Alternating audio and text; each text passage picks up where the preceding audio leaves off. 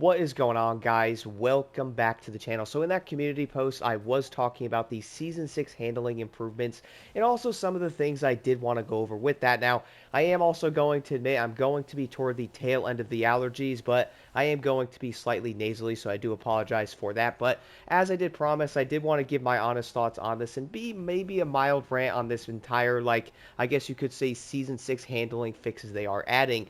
Now, it's really not going to be so much toward the main things they're going to be fixing with it, but more of the vehicles that are most likely going to be part of it. So first things first here, I will quickly run through the Season 6 handling fixes. First things first, the gear shifting is now more consistent between automatic and manual modes. That is then going to read, we fine-tune the shifting parameters. The manual clutch was previously fast on the automatic, but now both options should be competitive with each other. So with this, I gotta admit, I kind of understand in a way, like it's probably going to be a preference type of thing. I am curious to know what y'all think about this in the comments below.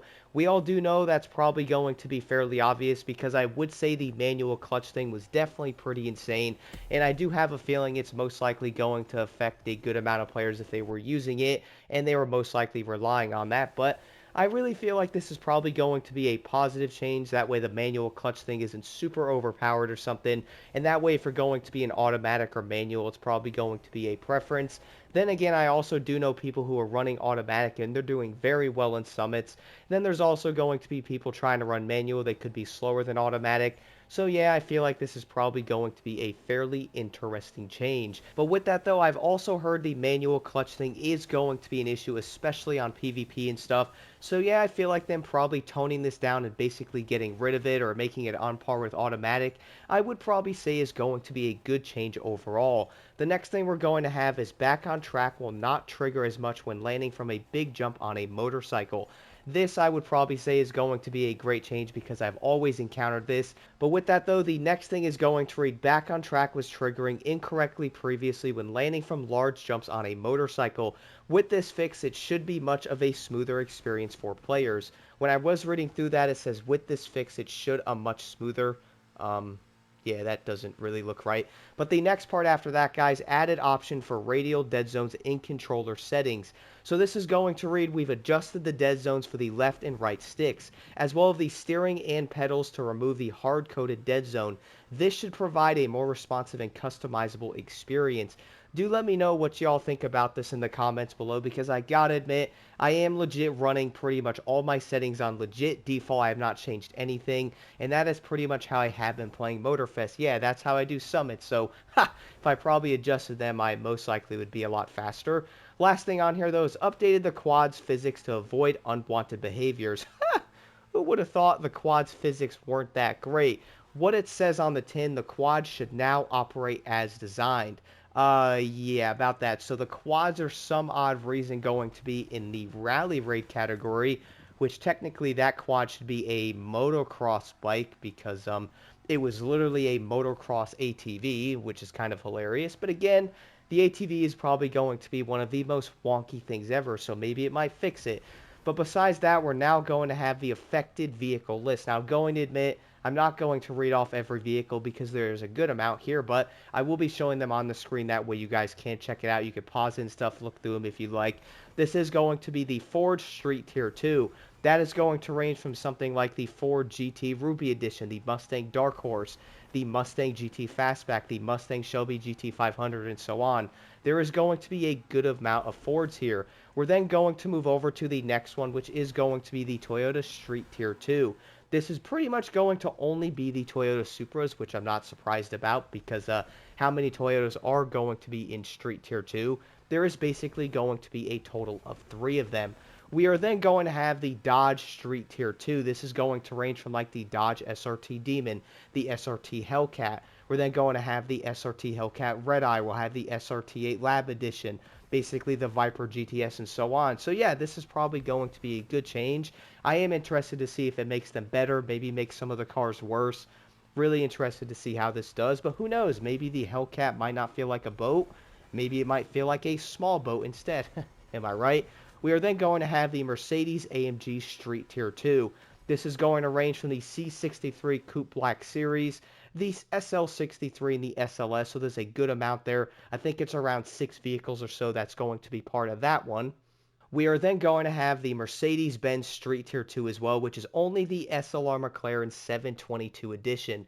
Kind of odd, but then again, kind of makes sense, I think. We are then going to have the McLaren Hypercar. This is going to be the 720S Spider, the F1, the P1, the Gold Line, the Senna, and so on. So yeah, we're going to have some different McLaren Hypercars being changed, hopefully for the better and not for the worst. After that, though, we are then going to have the Ferrari hypercars. This is going to range from something like the 488 Pista, the 812 Superfast, the LaFerrari, and the SF90. So yeah, this is probably going to be a positive change, guys. I gotta admit, I hope it makes some of the cars better.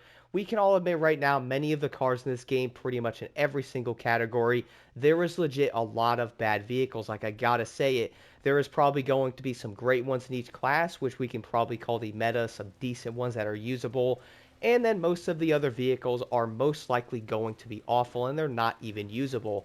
So I am hoping some of these changes are going to make the cars a tad better, which brings us to the next one, the Paganis. I really would love to see these cars being better. We have the Huayra and the Zonda F.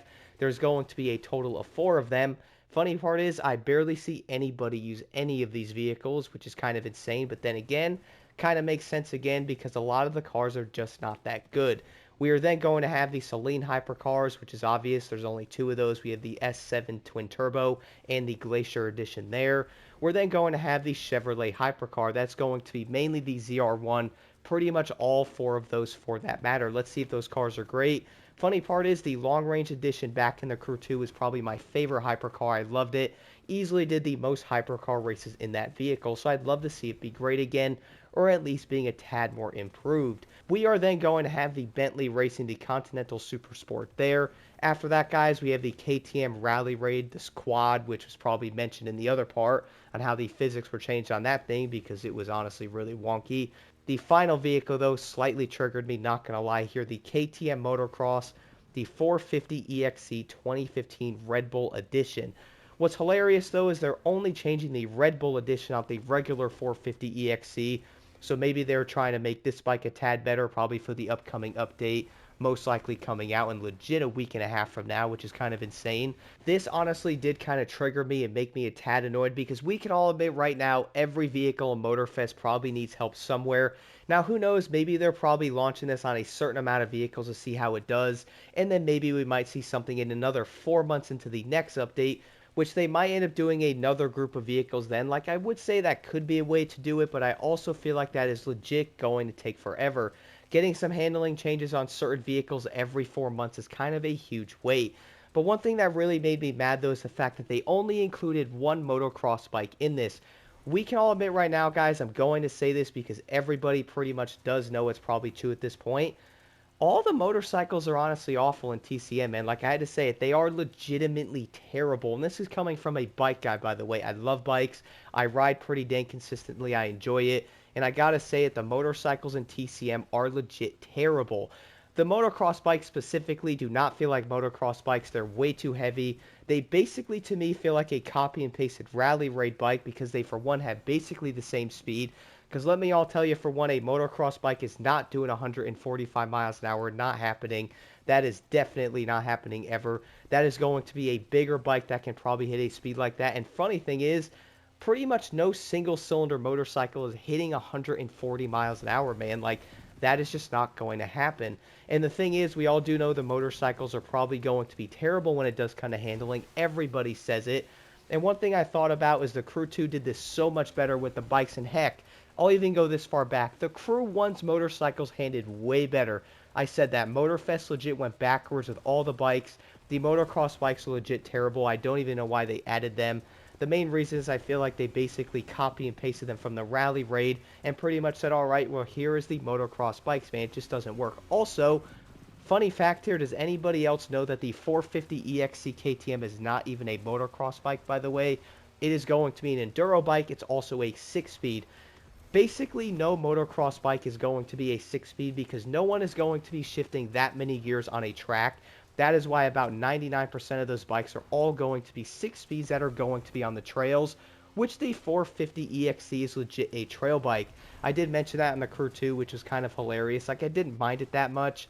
I do understand it. Maybe they couldn't get like an SX model in there or something, but either way though, the EXC is not a motocross bike, and you can definitely tell every motocross bike really does need help. I even mentioned something on the X account as well, like saying, "Yo, that's kind of cool. The motocross bike is getting fixed, but what about the other ones? I mean, there's other ones. Every single bike probably needs help, but why would they only update the Red Bull edition, man? Like, what about the others? Now, what if this handling change makes this bike the best bike in the game, and all the other ones are terrible? And then, guess what? No one's going to use any other bike because obviously the Red Bull's going to be the best one." I don't know. It just kind of odd to me. And what's funny about this though is I do feel like it was going to be a decently hot topic I've been thinking about a lot lately, because we all do know a lot of the design decisions and things in TCM really have been very odd, pretty much is the best way to put it. I mean, heck, we're probably going to be getting an entire neighborhood fix in the game with a bunch of houses there, and the part of the map's going to be changed, whereas everybody's probably going to be asking for new bikes and stuff, which honestly I don't see those being added. And I feel like many of the classes really are basically falling into despair, whether that's going to be the powerboat, the plane, demolition derby, monster truck, rally raid. I feel like a lot of these classes are kind of falling behind. We also have motocross and stuff like that. And I feel like many of the classes really do need a lot more love and stuff, whether it's going to be way more events for that matter. And also, a lot of the vehicles most likely do need some type of handling changes. And as of right now, we have no idea when the other ones are going to be. Funny thing is, in the end of this article, though, it is going to read, "This is just the beginning. Expect more fine-tuning in future seasons as we continue to refine the driving experience based on your feedback." So again, we might actually see something with the other vehicles, but it's most likely going to be 4 to 8 months, and we could even fly into 2026 before certain vehicles are better. But besides all of that, though, do let me know what y'all think about this in the comments below. What do you guys think about the handling fixes? I feel like some of the main things, like the manual clutch and stuff, fixing like the dead zone, that's probably going to be great things, I admit that, but the overall vehicle list they have for the changes really is odd with how they picked it, and hopefully it's going to make the cars better and not some of them worse in certain ways. And who knows, maybe in the future we might see more of them. Maybe some might get better, some might get worse. Maybe the entire meta thing can change. Maybe more cars can actually handle and not feel like I'm driving my car in an ice rink. That would feel pretty dope. And also, one last quick thing, by the way, if anybody was wondering what I was talking about with the motocross bike thing, the 450 EXC also has a kickstand. There is no way you would put a kickstand on a motocross bike jumping over those huge jumps and all that. Man, think about it. What if that thing came down when you were jumping and you went to land? Ha! That would not end well. But again, let me know what y'all think about this in the comments below. Again, I feel like some of the main fixes are great, but the overall vehicle changes, I guess, really do not make that much sense.